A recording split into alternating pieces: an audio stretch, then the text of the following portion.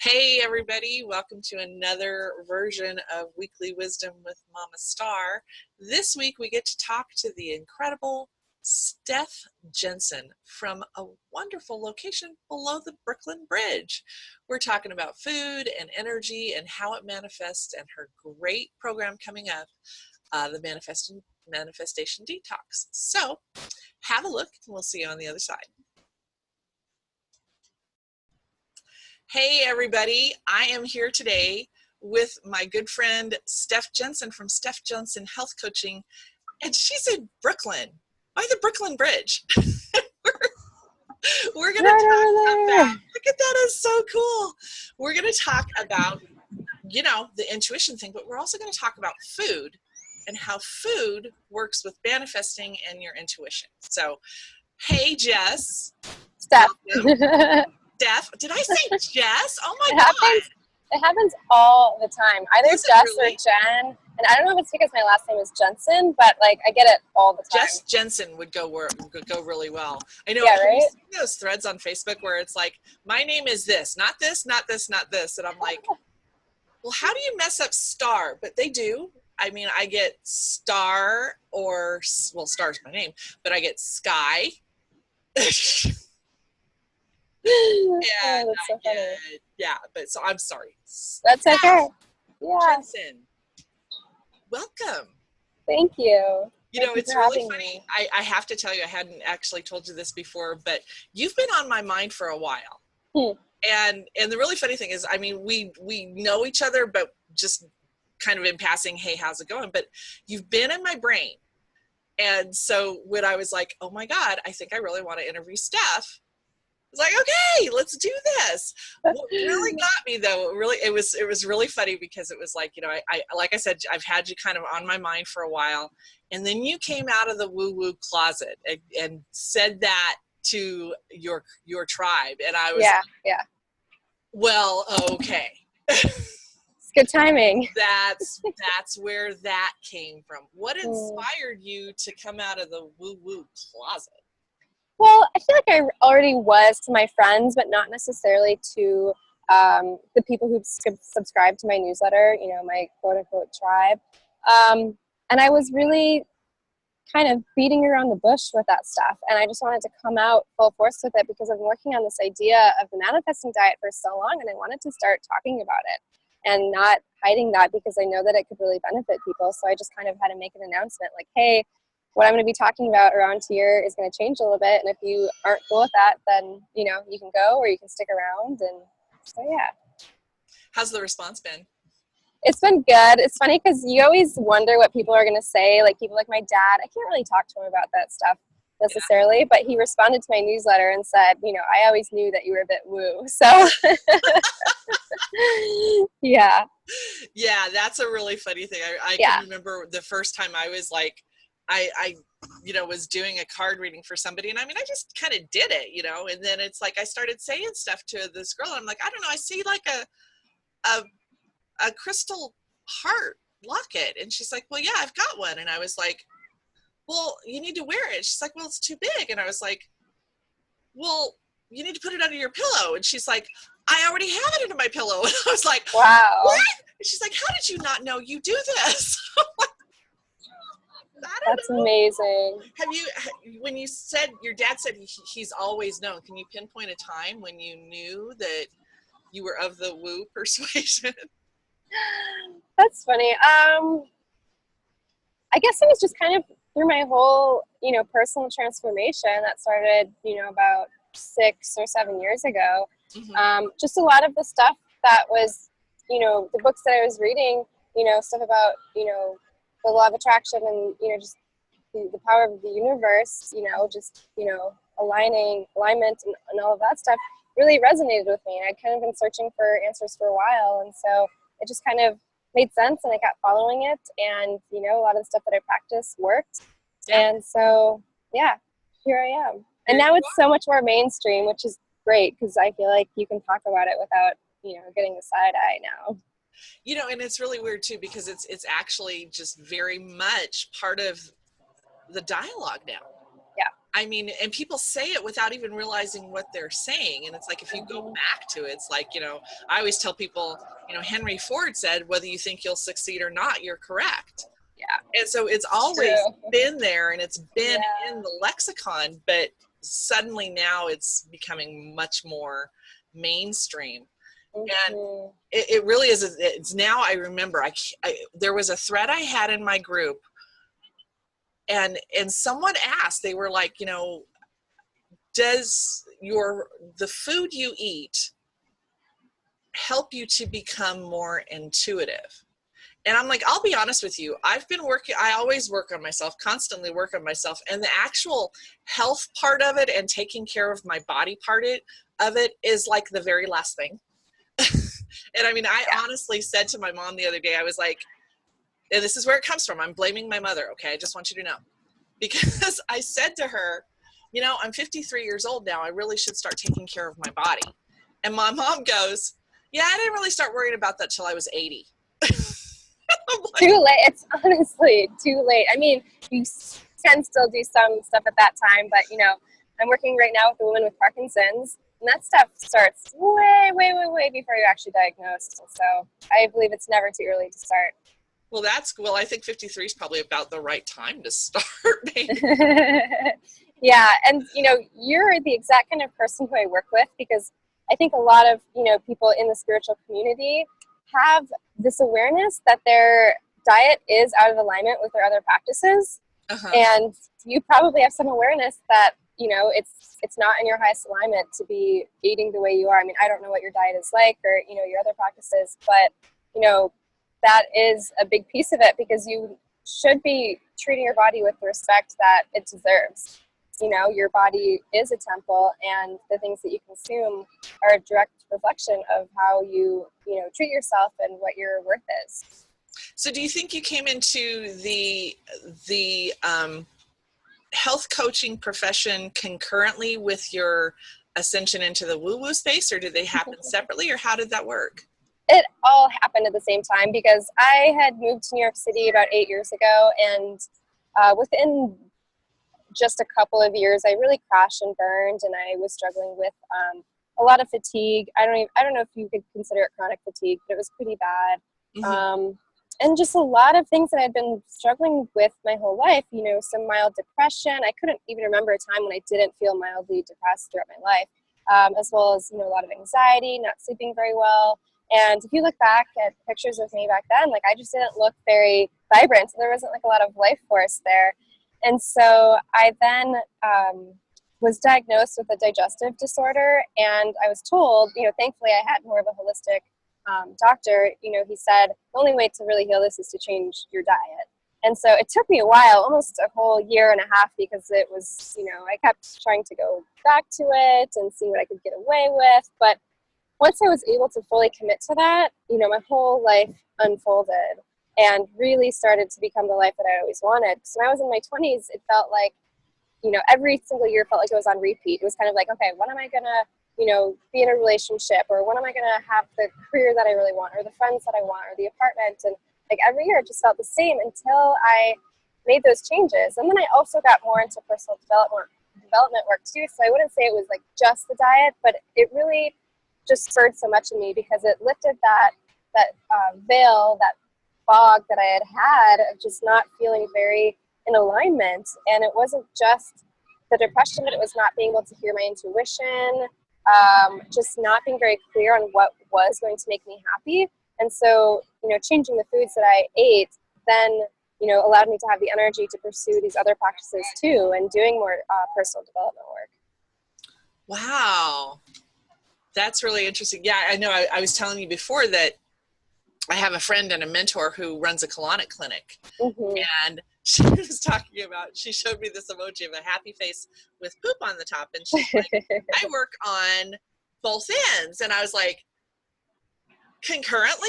And she was like, well, you'd be amazed if people clear out their gut, what they also clear out, that energy stays with you for a while. So can you speak to that? How does that work? Yeah. So you mean in terms of the gut specifically? Well, Yes. the whole, that energy staying with you, because I feel like part of what you're doing is a detox, right? Yeah. Okay. Yeah. Well, first of all, I love colonics because they do clear out so much. I mean, I've heard, and I don't know if this is true because I actually haven't researched it, but I've heard that some of your shit literally can stay in your system for like 20 years. Like it just gets stuck in there. So by getting a colonic, it can actually really flush that out. And I remember the first time I ever had one, you not only feel light, but you feel emotionally light too. You feel just a bit more free. And I wasn't experiencing that, but it was really great. And I do think that there's some energy stuff at work too, just old stuck energy. It's kind of the same thing. I don't know if you have heard of this, but like when you get your hair cut, they say that you're cutting away dead energy. It's kind of the same thing, just like out with the old. Huh. That's interesting. So can you tell me, without giving it all away, what's the manifestation diet about? Yeah, so it's what I've developed over the past several years, both with my own journey and then also my clients, who all came to me for different reasons, but everyone kind of seemed to experience just a much better life once we were done working together and really taking note of the things that they're able to manifest, in that time together. I'm thinking of one client specifically who came to me. She had really, really debilitating anxiety. And, within just a few months, we were able to reduce that by 90%. And then all of a sudden, these things started happening to her. Like she realized very quickly that she didn't want to be living with the roommates anymore that she had. And within just a week or two of deciding that, the perfect apartment for her opened up, and she now lives on her own. She's so happy.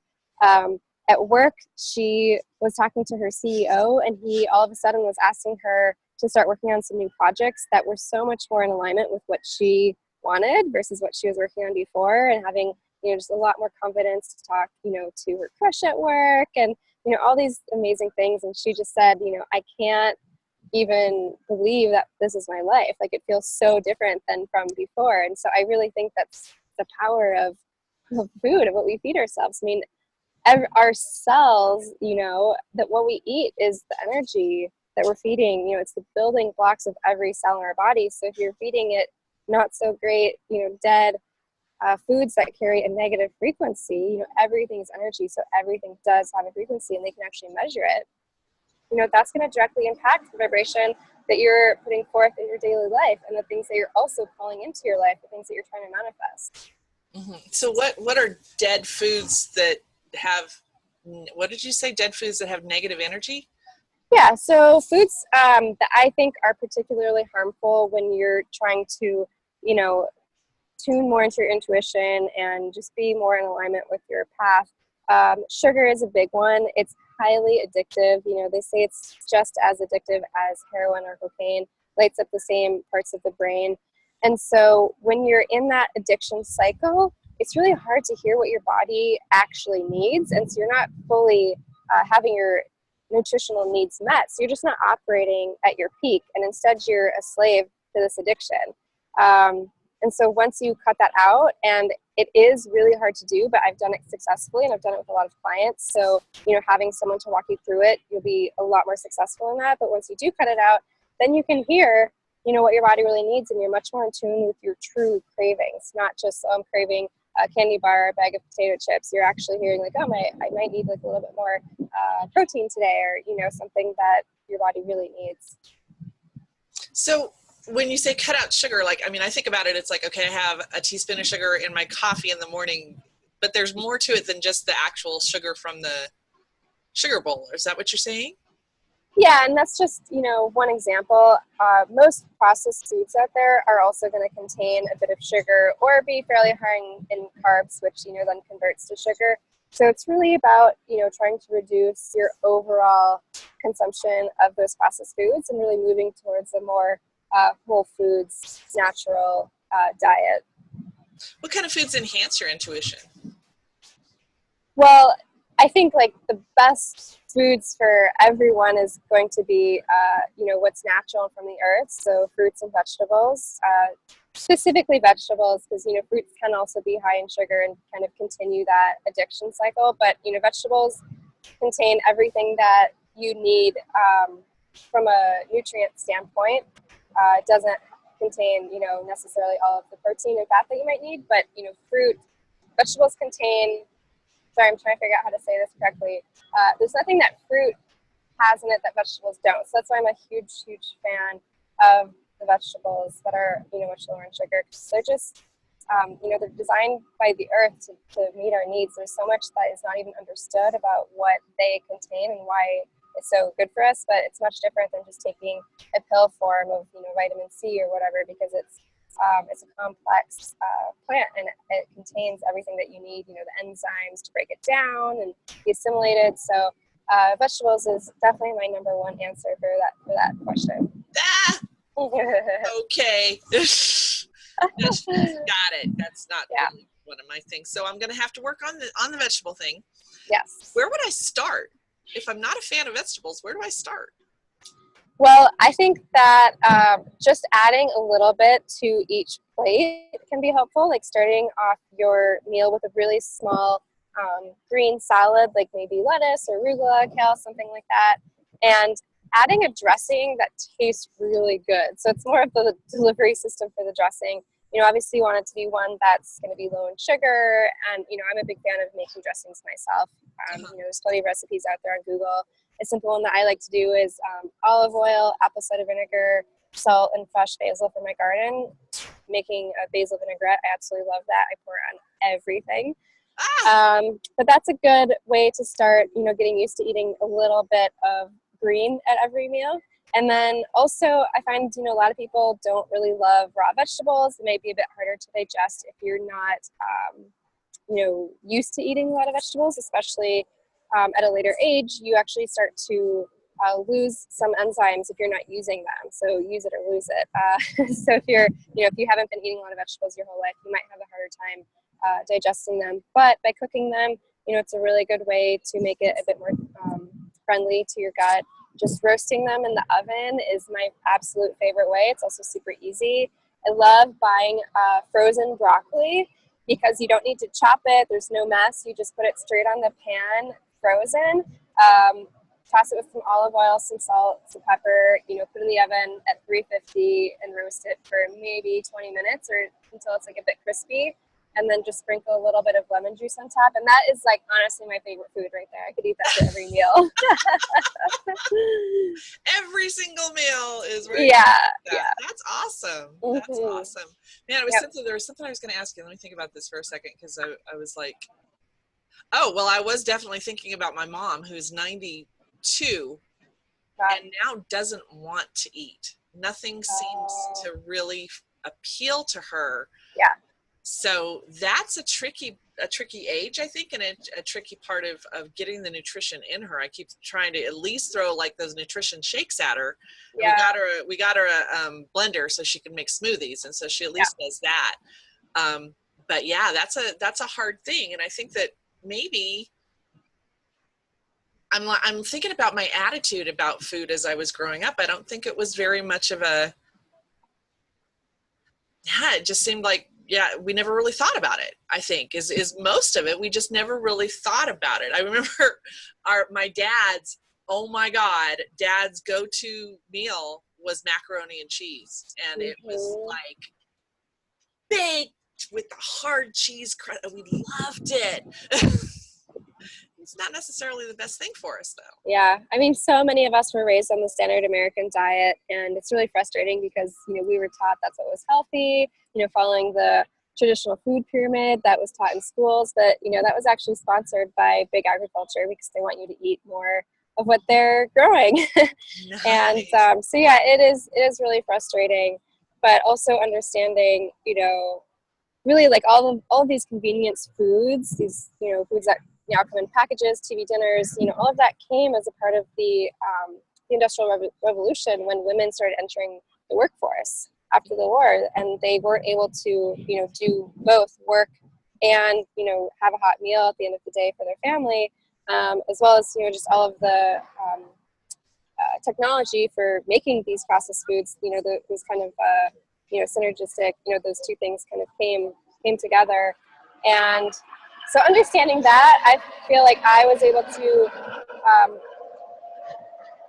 take away a little bit more power, self-power, and be like, hey, I'm going to, I am going to be the person who, works and, cooks and is able to do it all, because I don't want to be, part of that system that relies on those processed and convenience foods and the fast food too. Mm-hmm. And one of the things that comes to me too, and it's something I've been practicing here lately, is mindfulness. Yeah. And so can you talk about mindfulness and eating and how that works? This is one of my favorite topics to talk about. Okay, good. Yeah. So, mindfulness is definitely a hot topic right now, and I've come up with my own system of what I have started to call mindful eating, because one big piece of it, like, you could be eating all of the right foods, super, super healthy, but if you're not fully digesting it, then it's kind of useless. It's like it can actually do more harm than good. If your foods are just sitting in your stomach, not being digested, it can ferment, turn into kind of like a toxic sludge, and that contributes to a lot of health issues like weight gain, fatigue, brain fog, stuff like that. And the reason why that is because many of us are actually stuck in the fight or flight mode. Like, if you remember back in elementary school when you learned about that, if you're being chased by a tiger or a bear, you need to be able to run and think really quickly. So all of your resources, your blood and your energy goes to your arms and your legs and your brain, so you can think and run fast. But with the way that we're living our lives now, we're kind of always in fight or flight, and you might not even realize it, but your digestive organs aren't actually turned on, because things like digestion and reproduction get shut off. Those aren't life-saving things in that moment. But even if you're, distracted while eating, like looking at your phone, or you're in a meeting, or your boss is, breathing down your back, you're going to be still in that fight or flight mode. So for me, mindful eating is about consciously moving into that rest and digest phase, or that mode when you sit down to eat, and also just practicing it throughout the day. So, yoga and meditation are really, really good things for that. Also, activating the vagus nerve, we kind of have this internal switch for activating the rest and digest system, so that our digestive processes actually turn on. So the way that you would activate the vagus nerve, it connects your brain to your throat or to your stomach, but it goes through your throat as well. So anytime you kind of make that vibration noise in your throat, so with humming or singing or even oming, all of those are going to activate the vagus nerve.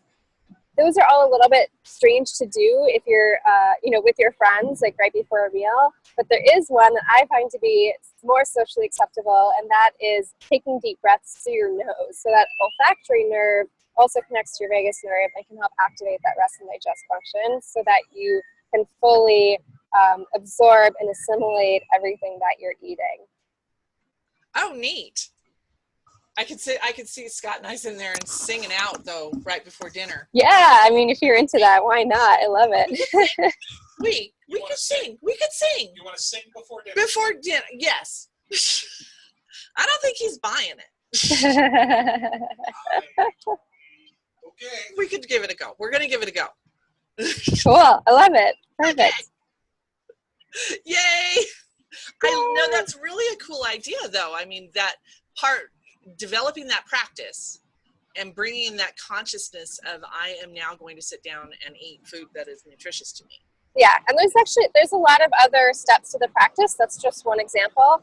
But also, like the cephalic phase, which is everything that happens up until we actually put food in our mouth, is also very important, and we tend to skip out on that. So that is, like seeing your food, smelling your food, activating that salivary response before you eat. That actually triggers a whole cascade of different digestive functions that, kind of needs to get turned on about 20 minutes before you eat. So there are a lot of steps that I end up working with my private clients on to really make sure that they're in that rest and digest mode. There's about 7 different things that they can practice one at a time or all together, just to really make sure that their digestion is turned on and working. Rest and digest mode. I like that. Yeah. Like I'm like seeing, wasn't it the ancient Greeks that used to lay down and eat at their festivals? Of course, they overindulged a lot, but yeah. Well, I heard that they did that actually because your stomach expands, and you can fit more food in that way. Yeah, they did a lot of that. Yeah, Yeah. We don't want to do that part. I don't think that's going to be a good part. No, eating to not entirely full. I tell people to eat it until they're about 80% full. Yeah. I know, like we were, and you'll probably cringe, but we were having like potatoes and gravy the other night, and it's like, I mean, oh my God, potatoes. Mashed potatoes and gravy is like, that's one of those where it's a comfort food, and I'll literally sit there and make myself miserable, and I have to force myself to stop. So is that a thing? I mean, is that a brain thing, or when you have comfort food, how does that work in your brain? Well, that's a great question. Is it a good question? Okay, good. Because I was like, yeah. So I don't know about the answer for comfort food, but I do know that when you're eating foods that are high in sugar or high in carbs, we don't have the same mechanism to tell us that we're full.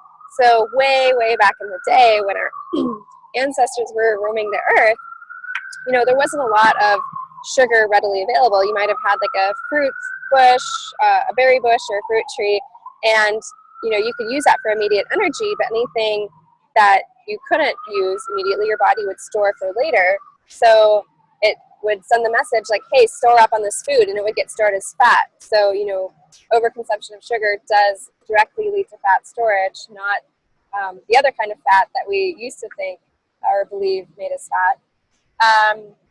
And so we lack that mechanism that would tell us we're full if we've had enough fat or protein. Like if you think of drinking a supersized soda, from the movie theater, and it were full of yogurt, it would be a lot harder to finish that whole thing. But of course, the soda is, fairly easy to drink all of that. Same thing with, I could probably eat, 5 or 6 cookies in one setting, but not 5 avocados or 5 steaks, because, we have that mechanism that tells us we're full. So maybe with the mashed potatoes, because it's so high in starch, it kind of has that same effect. But, through the mindful eating practice, I know that, myself and my clients have experienced that they get much more in tune with their bodies of when they actually are full. And also by, having the right ratios of their plate, making sure that the other things that are going to fill them up a bit more, like the fiber and the protein, are also in abundance on their plate, and not just the mashed potatoes. And there are other things I work with people on too, to, just get more in tune with their bodies and say, like, okay, I've had enough. Like, there's a big emotional component to it as well, the overeating and overindulging. Right. Also. Right. Yeah, that is, it's like, it sounds like mindful eating is a key. It sounds so simple that I think people, often want to dismiss it, of like, oh yeah, whatever, I'll do that sometime. But it is huge. And, someone who I studied under used to say that most of the disease in this country, stems from improper digestion. So it actually is really, really important to kind of master that, and making sure that you're actually taking time for your meals rather than just eating on the go or eating in front of your TV or computer or whatever. So 2 changes that I want to make, like starting out now, is mindful eating, and then adding a salad. Yeah. And eating it at the very beginning of your meal is perfect, because it contains a lot of enzymes that are going to help break down the rest of your meal. And I do teach my clients as well, the particular order to eat their foods in as well. Oh, wow. Okay. I know. I as I said, eating a salad, I looked over at Scott. He gave me the side eye. I love salad. I know. Good. All right. So we're going to work on that. Yeah. Perfect. We're going to work on, I'm still having my coffee with the teaspoon of sugar in the morning, because is caffeine bad? Caffeine, I mean, like I saw, what was it? Suzanne Summers, I think, said a thing about you can have a cup of coffee, but drink a glass of water right after.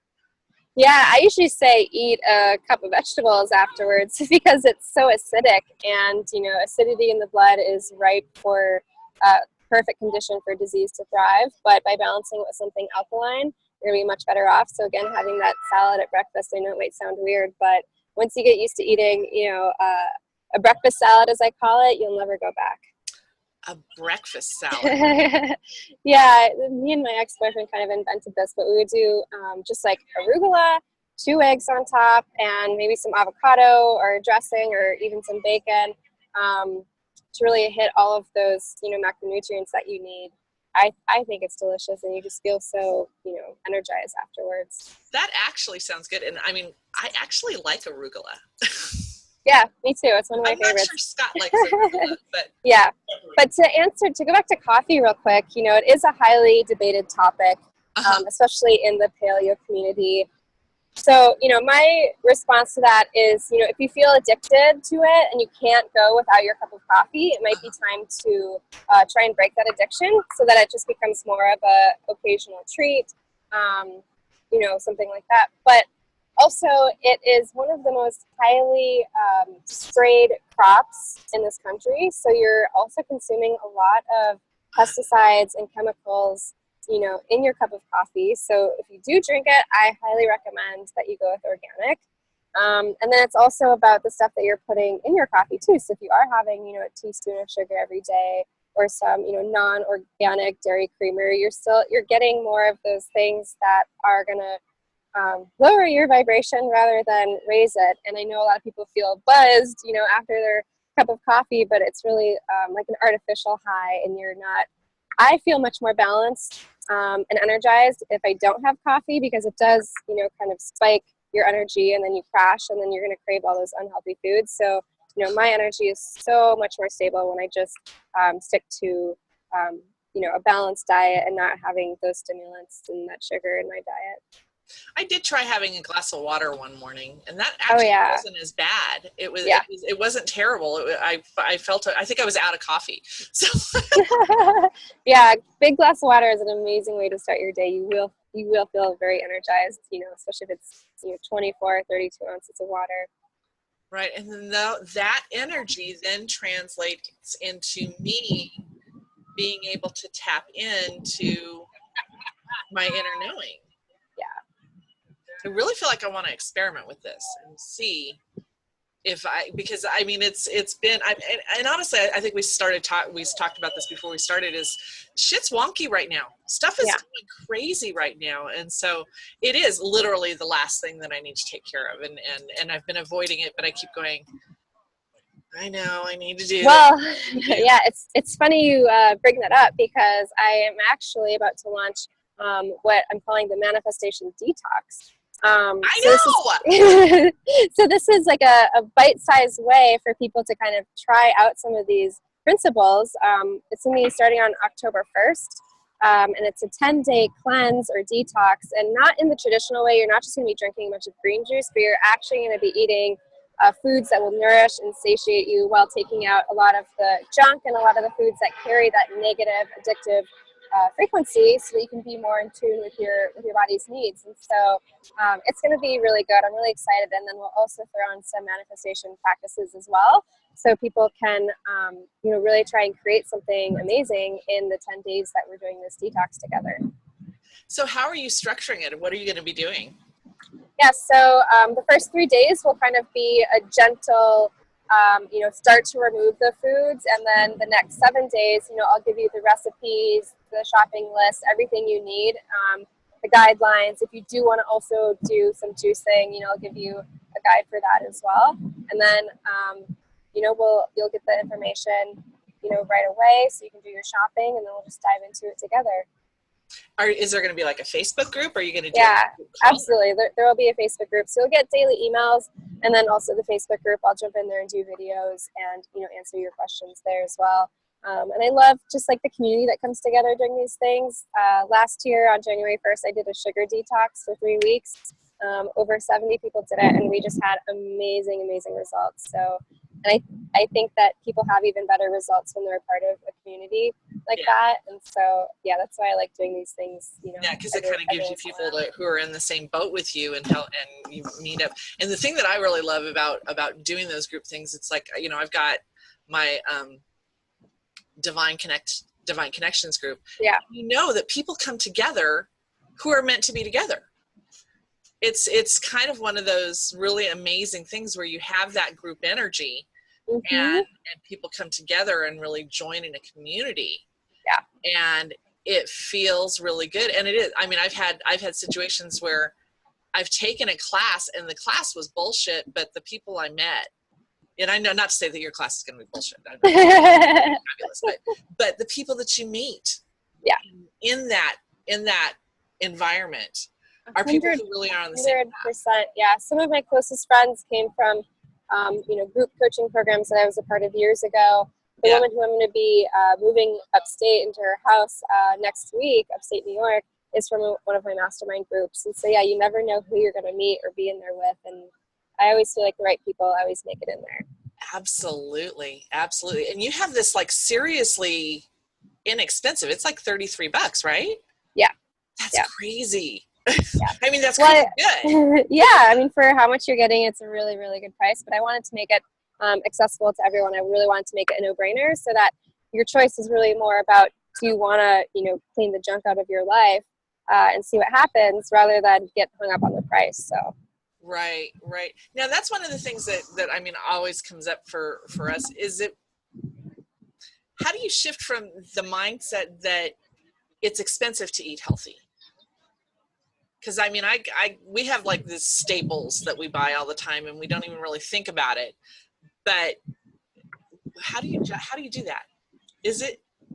I mean, for me, I just feel so much better when I'm eating well, that it's literally my number one priority when it comes to my finances is healthy food. I mean, I will choose that over a million other things, going to concerts with my friends or whatever it is, But, I say to people, like, you have to look at it over the long term. You're going to have a ton of, or potentially could have a ton of healthcare costs in the future.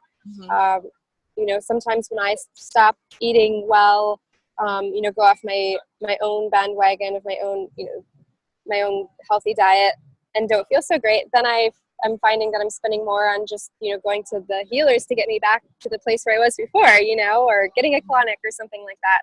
And so, over the long term, it's just, it's what you're putting in your body. It's your temple. It's the building blocks of all of your cells. So why would you not want to give it the absolute best that you can so that you can perform at your best? And the rest of your life will just flow and you'll just feel so much better. I think it's the best investment that you can make in your health. Well, that's cool. Or in yourself, I should say. Yeah. I know. I've been like kicking my ass here lately, just been going, I'm the guru about put yourself first. And then I'm always on the last on my to-do list. And it's like, yeah, a lot of people are in your boat and it doesn't have to be all at once. You can do really, really small changes. So, this detox will be a bit more, I don't want to say extreme, but you'll be, eating quite differently if you're not used to it. And it's just for a period of 10 days. So it's very doable. And then at the very end, I'll talk about how you move forward in deciding then what changes to keep and what to go back to make it more sustainable. Yeah, cool.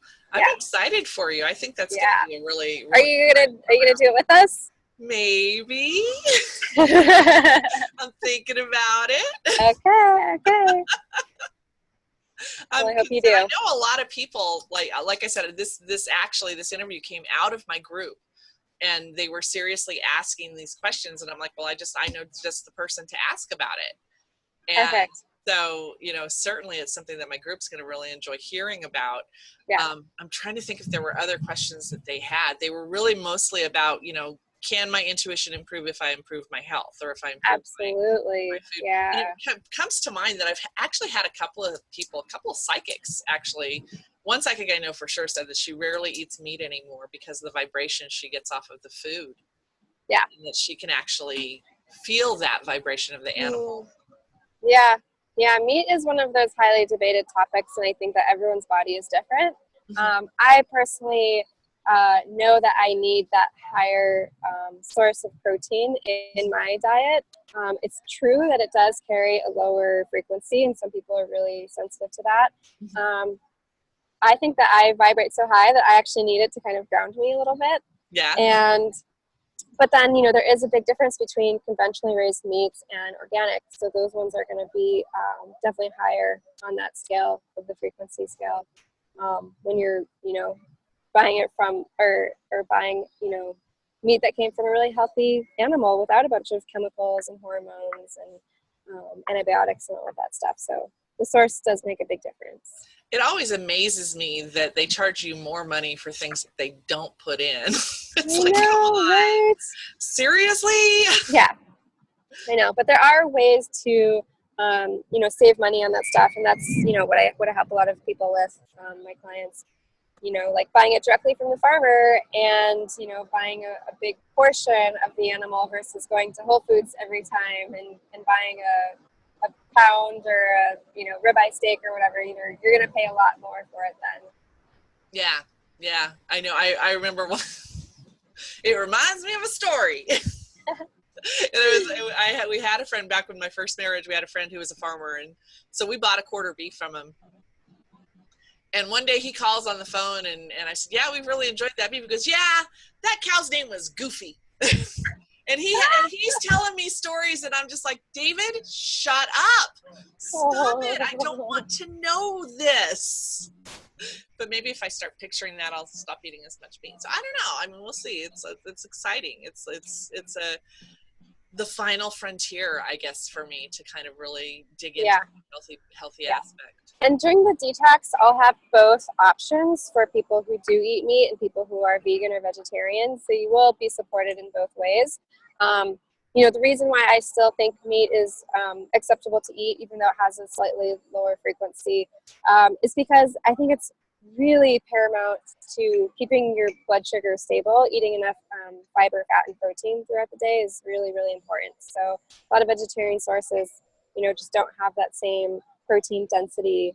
And just in terms of keeping your hormones stable, your mood even, your cravings at bay, keeping your blood sugar stable is really, really important.